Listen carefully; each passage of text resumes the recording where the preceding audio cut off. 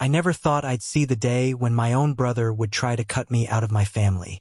Growing up, the ranch was always our center of gravity. It was where we celebrated holidays, where we learned to work before we were old enough to drive, where Dad taught us to mend fences and Mom taught us to carry ourselves with some pride. I thought that bond, sweat, dirt, blood, meant something unbreakable. But I should have known. My brother always had a way of sniffing out shortcuts, of leaning on others, of turning charm into currency. Where I saw the ranch as roots, he saw it as loot. And when he realized Mom and Dad had started leaning on me more, asking for my help with the land, asking for advice about upkeep, even letting me run cattle decisions, he panicked. He began whispering. Started small. Little digs he thought I wouldn't hear. Funny how Jake always shows up when the chores are done, he'd say to Dad. Right when I'd left the barn to grab tools. Or he'd tell Mom, you know, Jake's always busy with his own stuff. Surprised he even has time for you. First, I brushed it off. That's how siblings talk. But slowly, the poison spread. One afternoon, I came by to help Dad replace a busted gate post. And he was curt with me. Wouldn't even make eye contact. Didn't expect you to bother, he muttered. That's when it hit me. Ben had been working on them, twisting the truth until they saw me as unreliable, maybe even selfish. It stung worse than any insult. I'd been breaking my back to keep that place alive. Fixing machinery, tending the livestock, and even dipping into my own savings during hard times just to keep the ranch afloat. And here was my brother, the one who slept in, skipped work, chased easy money, convincing our parents that I was the one letting them down.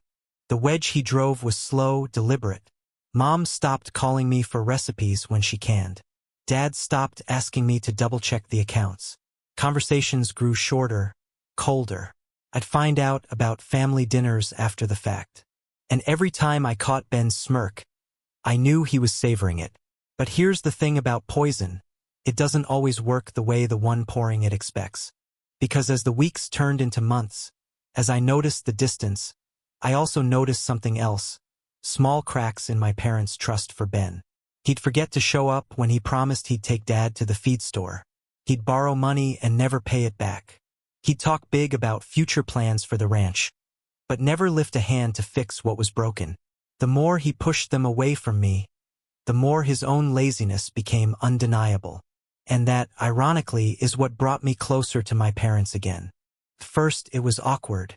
Dad calling me when the tractor broke down because Ben wasn't picking up. Mom asking me if I checked the roof for leaks because Ben was out with friends. They didn't say it outright, but I could feel it. Disappointment, regret, like they were waking up from a spell. And the day came when they saw the will, the old draft that had everything going to Ben, the golden boy. I was in the kitchen when Dad closed the folder and shook his head. We were fools, he said quietly. Ben's plan backfired. The ranch he schemed to steal became the wedge that revealed him for who he truly was. And bit by bit, the man who thought he could turn me into an outcast was carving that role for himself. But that was only the beginning. If you want to understand how Ben got so good at whispering, you have to go back to the kind of childhood where words mattered more than chores, at least for him. When we were little, Dad would wake us before dawn for branding. He'd put 2 mugs on the counter, the cracked one with the faded rodeo logo for me, the Cleveland Browns one for him, and set out a glass of orange juice for Ben because coffee stunts growth. Ben would shuffle in, blanket around his shoulders, and find a way to make Mom laugh even as she tied bandanas around our necks. He had a way of making being late feel like charisma, of turning excuses into applause. If I asked, "Can you grab the iodine?" he'd grin, toss the bottle, and later swear he'd handed it to me properly even if it smashed at my feet. We split along that seam for years without noticing. I took to the practical. Changing out belts on the baler, patching inner tubes, keeping an index card in my pocket with measurements for the gates we still hadn't replaced. Ben took to the social. He'd charm the neighbors into lending us a post driver and then forget to bring it back for 3 weeks, and somehow they'd thank him when he finally returned it. He'd show up to the county fair in a clean shirt and leave with 3 new friends, and I'd leave with stain on my palms that wouldn't scrub off until school started. The first time I remember the fault line actually opening was the summer I was 15 and he was 13. We'd been allowed to drive the old stick shift around the back pasture if we stayed below second gear. Kept it slow. Ben didn't. He clipped a corner post, splintered it like a toothpick, and when Dad asked what happened, Ben shrugged toward me without even meeting my eyes. Jake rode the clutch and panicked. It wasn't a big lie. It was a shrug wearing a lie like a borrowed jacket. Dad looked at me, looked at the truck, then looked over at the fence. "You're better than that," he said, and I nodded because arguing felt like worse than swallowing. Later Ben found me in the barn aisle, gave me a half hug like a politician, and said, "You're the tough one. You can take it." That line would follow me into adulthood like a stray dog. Mom loved us both, I don't doubt that. But she wanted harmony more than she wanted accuracy. If Ben acted up, she'd fix it by asking me to bend. "You're steadier, honey. Help me help him." That's a pretty way of saying hold more than your share. We had a Thanksgiving once where the whole extended clan came. Card tables in the living room, pies cooling on every surface like they were sprouting from wood. Aunt Nora asked about college. I said I was looking at AG programs that would let me bring new irrigation ideas back home. Ben, 16 and armed with a charming grin, said he was thinking about management, which meant nothing but sounded like everything. People nodded like he'd announced a merger. After dinner, I washed pans until my fingers pruned while Ben gave Grandpa a shoulder rub and told him he should record his stories as an oral history. He never did, but he got credit forever for the idea. When Dad threw out his back that winter, just another ranch injury that strips a man of his strength, the work fell on me, slow and silent. I was home on weekends from tech school by then, driving 2 hours to feed and muck and keep the place from sagging where it wanted to sag. Ben started hosting people. He said the house felt too sad, and that Mom needed company. She did. But after they left, after the laughter evaporated and the napkins lay like surrendered flags, it was me and Mom rolling rugs, hauling chairs, picking bottle caps out of the porch cracks. Ben had gotten her through the night. I was getting her through the morning. I tell you all this so you understand why my parents could be swayed. Not because they were foolish, but because the angle of our lives already leaned his way. He'd always been the story they wanted to tell about us. The son who could light up a room, the one who would represent the ranch when it came time to sell calves or negotiate prices or speak at the community board. I was the one who would keep things running. Different kinds of necessary. It only turns poisonous when someone decides to make them opposites. Later, when the whispering started, "Funny how Jake only shows up after the hard part." Or, "I keep having to clean up little mistakes he makes." It fit a groove already carved in my folks' heads. It took no more force than a creek finding its old bed. There were little flashpoints that summer that looked like nothing and felt like everything. A neighbor's stray heifer got into our alfalfa. Happens every year. And I penned her in with panels until we could settle who she was. Ben posted a picture of her on the ranch Facebook page with the caption, "Rounded up and sorted. Another day, another save." He used the word I, even though he hadn't been there. Hundreds of likes. 20 comments about young blood keeping the place alive. Mom glanced at the screen and smiled in that way you do when your kid brings you a drawing from kindergarten. I swallowed the sour taste and went back outside to feed. There was also the slow drip of money. Ranch finances aren't glamorous. They're a series of small leaks you keep plugging so the ship floats. I knew what diesel cost that month because I'd filled the tanks. I knew how many bales we'd put up because I'd stacked them. So when Dad asked if I'd picked up a few things on the card and forgot to note it, the floor shifted under me. He wasn't accusing, he was confused. That's almost worse. I flipped through the statements with him and saw little charges that didn't fit, cash withdrawals almost gentle in their amounts. $180, $240, $320, like whoever took them knew not to set off alarms. It didn't prove anything. Whisper campaigns rarely do. They just thicken the air until everyone coughs.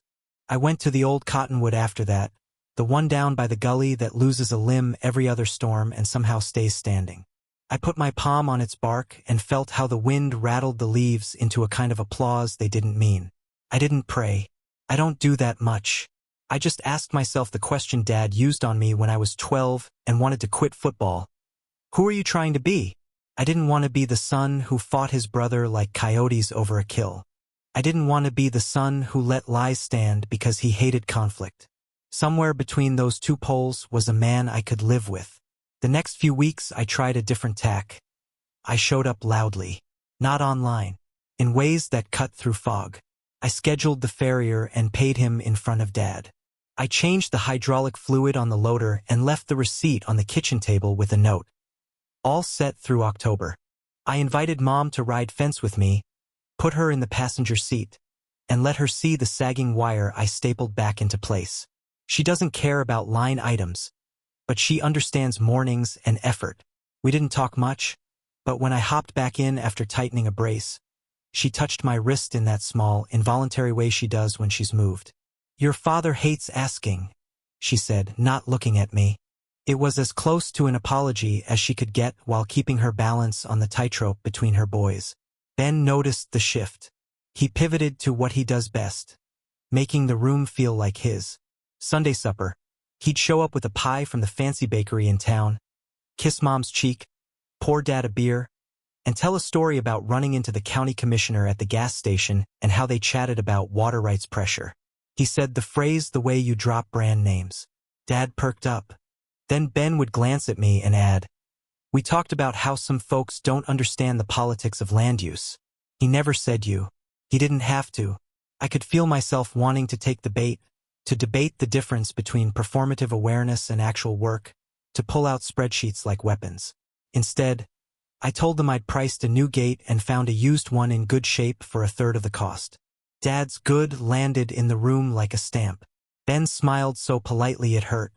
And then, out of nowhere, came one of those little mercies that families give without intending to. Failure witnessed. Hay season arrived. Ben talked himself into the driver's seat because Jake always does it. I let him. 5 minutes in he stalled the tractor hard, flooded it, and turned pale when Dad told him to pop the hood. "Fuel line," I said, keeping it neutral. We fixed it together, the three of us, me holding the flashlight, Dad's hands steady and sure, Ben's shoulders tight under his shirt. When the engine caught again, Dad didn't say anything. He just handed me the keys. Ben didn't meet my eyes. I didn't gloat. The ranch did the talking. I wish that had been enough. But lies don't dissolve after one rain. They clump, they stick, they travel downstream. Even as small truths accumulated on my side of the ledger, the air around us stayed charged. Ben wasn't done. He never is. He moved the game off the property. Coffee with Aunt Nora, beers with our cousin Nate, late-night texts to Mom about his concerns. He started using older stories, dusted off and repurposed. Remember when Jake forgot to close the chicken coop gate and the fox got to? I had been 11. It was my fault. He was 9. He'd been the one who dared me to leave it open just 5 minutes. Remember when Jake laughed at Grandpa's story because he'd heard it before? I had smiled. That was the entire sin. Tiny untruths braided with something real. That's how you build rope. And still, even under that, something was changing. Mom started asking me little questions again, how much feed we had left, whether she should order salt blocks, what it would cost to repair the barn eave. Dad sat with me on the back steps after supper and said, quietly, "You've been steady." That word is the best he can do instead of, "I'm sorry." If you want one childhood memory that explains why I didn't blow it all up right then, it's this. I was 8, Ben 6, and a storm came in nasty and fast. Dad ran out to pull the trucks into the shed, and Mom yelled for us to grab the laundry off the line. We rushed out, and the first fat drops hit like thrown gravel. Ben grabbed the colored shirts. I took the sheets. Wind snapped one out of my hands, and it dragged across the dirt. I cried about the mud streaks. Mom took the sheet, swirled it into the tub, and said, "Honey, storms come and storms go. We clean what we can. We don't yell over thunder." That lodged itself in me somewhere. You don't add lightning to a lightning night. So I held my tongue and kept my hands busy, and the ranch, stubborn old witness that it is, kept painting the truth where anyone willing to look could see it. Fences don't lie. Diesel receipts don't lie. Engines start or they don't. Ben's whispering didn't stop. If anything, His tone sharpened as the limits of his story got closer. He needed a bigger move, something splashy enough to reset the narrative and make me look like a danger, not just a disappointment. I could feel it the way you feel a storm days before it breaks. Pressure in your teeth, a restlessness in the horses, the dogs sleeping with one eye open. What I didn't know then, what none of us knew, was how far he'd go to keep the spotlight and how cleanly that attempt would slice him out of the circle he wanted to own. The next part isn't about chores or childhood or even money. It's about how a man who has always believed the room owes him applause can confuse silence for consent and try to script an ending the rest of us won't read. But that's for next time. For now, all I can tell you is this. The ground was shifting under our boots, quietly, like frost heave. I kept hearing Dad's old line in my head. A man shows up, and wondering if showing up would be enough when someone you love starts staging a play in your home. The summer after the hay season, the ranch had one of those rare good stretches. Prices were decent, the cattle looked healthy, and the weather, though dry, was manageable. For the first time in a while, there was breathing room. You'd think that would have eased the tension. But sometimes calm weather makes you notice the cracks in the house more. Ben had been restless. I could see it in the way he paced after supper, phone in hand, or the way he'd bring up the ranch's future in half-joking tones. Gonna be nice when Dad finally hands over the reins. Wonder who he's gonna trust with it, huh? He'd smirk, like the outcome was inevitable. Dad would grunt, Mom would change the subject, and I'd clench my jaw until my teeth hurt. But he wanted more than smirks. He wanted me out of the running entirely. And that's when he tried his darkest play. It started with rumors. Small, sharp, cutting rumors that trickled through the family tree like a bad infection. A cousin called me one night, out of the blue, asking if I was okay. I said, sure, why? He hesitated before saying, well, I just heard you might be drinking too much, missing work. I swear the blood left my face. I don't drink more than a beer or two on weekends, and even that's rare. But once a rumor is spoken, truth doesn't matter. I laughed it off, told my cousin not to worry, but inside I was shaking. I knew exactly who'd planted it. Next came money. A neighbor hinted that Ben had told him I'd been borrowing against the ranch without permission, using funds for personal expenses. That cut deep. It was the same seed he'd tried planting with Dad months earlier, only now he was spreading it wide, hoping enough ears would hear that where there's smoke, there's fire. Then, the worst one. A whisper to Mom, late at night, that I was talking about selling the ranch. That nearly broke me. If there's one thing my parents know, it's how much I've sacrificed to keep this land standing. Selling it would be like cutting out my own heart. And yet, Mom's eyes when she asked me, tentative, scared, made me realize how far his lies had sunk in. I remember slamming my hand on the kitchen table. I would never. You know me better than that. But even as the words came out, I saw the flicker of doubt in her face. Not because she believed him more than me, but because constant lies were grooves into a person's mind. Ben thought he was winning. He thought if he painted me as unstable, reckless, untrustworthy, then when the time came for Dad to name who'd inherit the ranch, I'd be out. He didn't realize something vital. Lies don't just spread. They echo. And sometimes they echo in the wrong ears. The breaking point came at Sunday supper. The table was crowded with relatives. Uncles, cousins, folks who'd known us since diapers.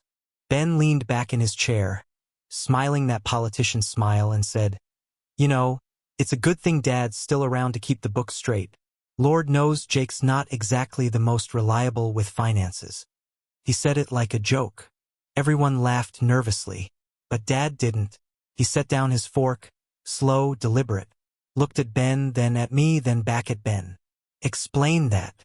The room went dead quiet. Ben tried to wave it off. Ah, just a joke, Dad. But Dad didn't blink. No. If you're saying something about your brother, you say it plain. Where'd you hear he wasn't reliable? Ben stammered, tried to redirect. But once Dad pressed, his whole story unraveled. Too many details that didn't line up. Too many accusations without proof. And right there, in front of half the family, he exposed himself for what he was. A liar trying to poison his own blood. I'll never forget the silence that followed. Not angry, not loud, just heavy, like everyone was finally seeing what I'd seen all along. Mom put her hand over mine under the table. Dad pushed his plate away, leaned back and said, "You've shamed yourself, boy." That was it. No shouting, no fight. Just a verdict. From that night on, Ben wasn't the golden child anymore. The relatives stopped listening to his jokes with the same indulgence. The neighbors quit calling him for favors. And Mom and Dad, well, their eyes turned back to me, steady, regretful, maybe even proud. The irony still stings. The more he tried to cast me out, the more he revealed himself. The lies weren't the knife in my back. They were the knife in his own. And as for the ranch, well, that decision was coming. And when it did, it would seal Ben's fate forever. After the Sunday supper showdown, something shifted in the air at the ranch. It wasn't dramatic at first, just subtle, almost invisible changes. Relatives who used to greet Ben first now looked past him to shake my hand. Neighbors who once called him to help out suddenly called me instead. And the big one, Dad stopped defending him. It's strange, watching a man fall from grace in his own family. For years, Ben had been the golden boy, the one with the jokes, the charm, the ability to make our parents beam with pride. And now he was tolerated.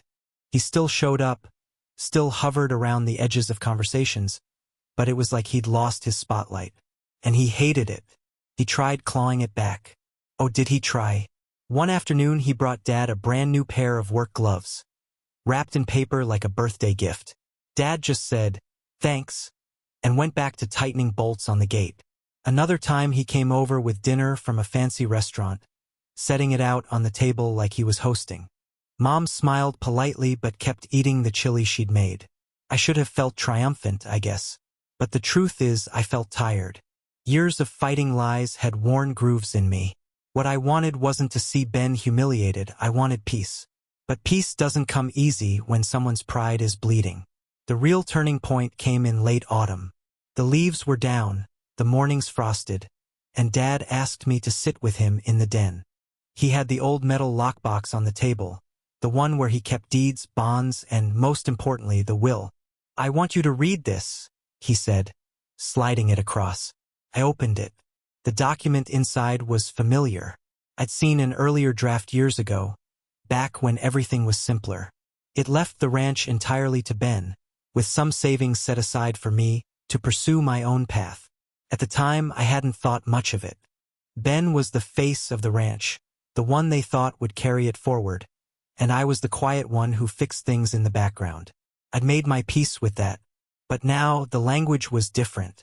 This version left the ranch to me. Not shared, not split, just me. Ben would receive a small portion of savings, but not the land, not the cattle, not the house. My throat closed. "Dad, are you sure?" He looked me square in the eye. "Your brother showed us who he is. You've been showing us who you are all along. A man earns his legacy."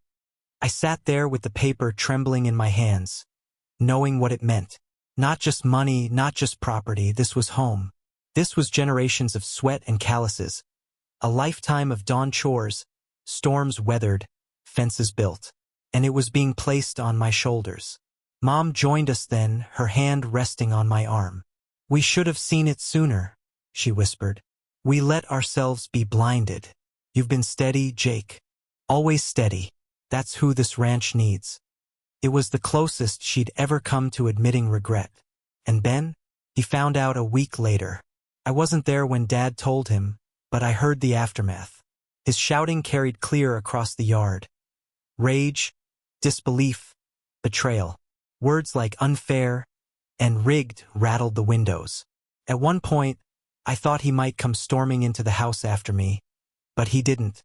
He slammed his truck door and tore down the drive, gravel spitting under his tires.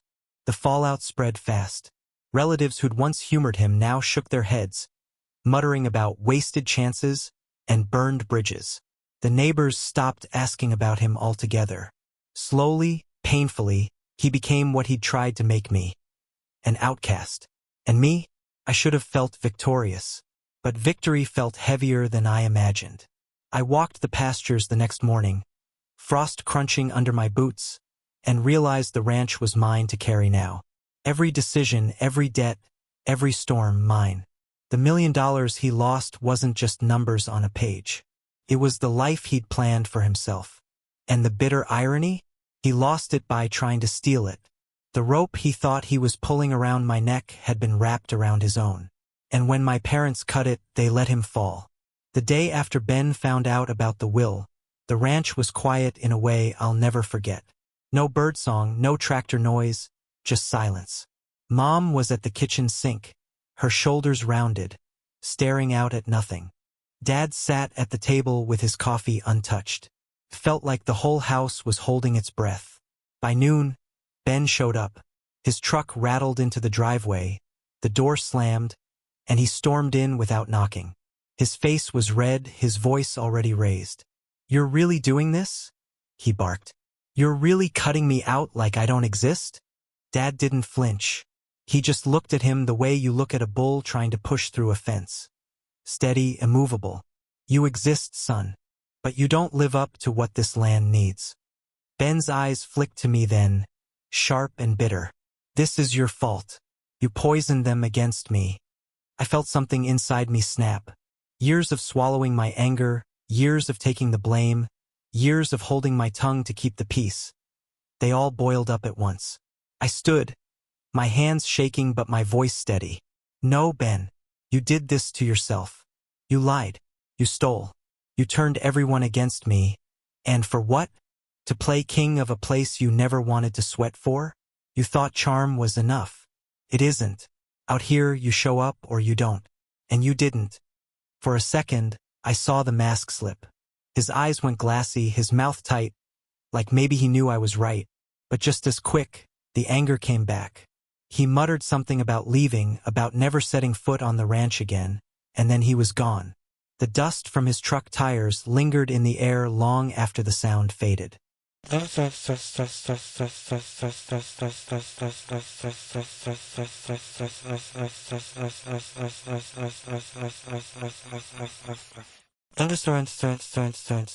In the weeks that followed, the change was permanent. Ben stopped coming around. At first, Mom cried about it, saying, "He's still my son." Dad would just shake his head and say, "A man makes his bed." Family gatherings grew smaller.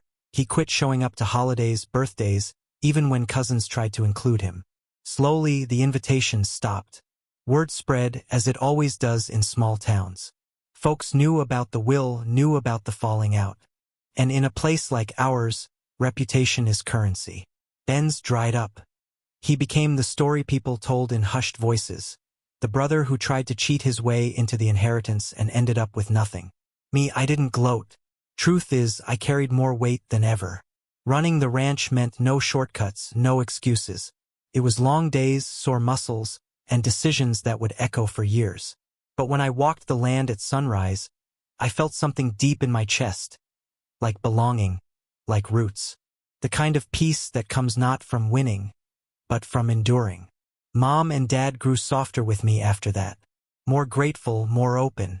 Dad even said once, sitting on the porch with his coffee, "I should have trusted you sooner." That was as close as he'd ever come to an apology. And it was enough.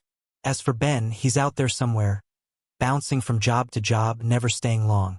Sometimes I hear from a cousin that he's talking big again, telling stories about how he almost had the ranch, or how he was cheated. Maybe he believes it. Maybe he has to. But he doesn't come back. Not really. And me? I stay. I fix the fences, mend the roofs, keep the herd moving. The ranch is mine now, not because I schemed for it, not because I begged for it, but because I showed up. Funny thing is, that's what Dad always said a man had to do. Show up. Ben never learned that. And in the end, that's what cut him out. Not me, not the will, not even Dad's decision. Just his own absence. The rope he thought he wrapped around my neck was always tied to his own. And when it snapped, he was the only one who fell.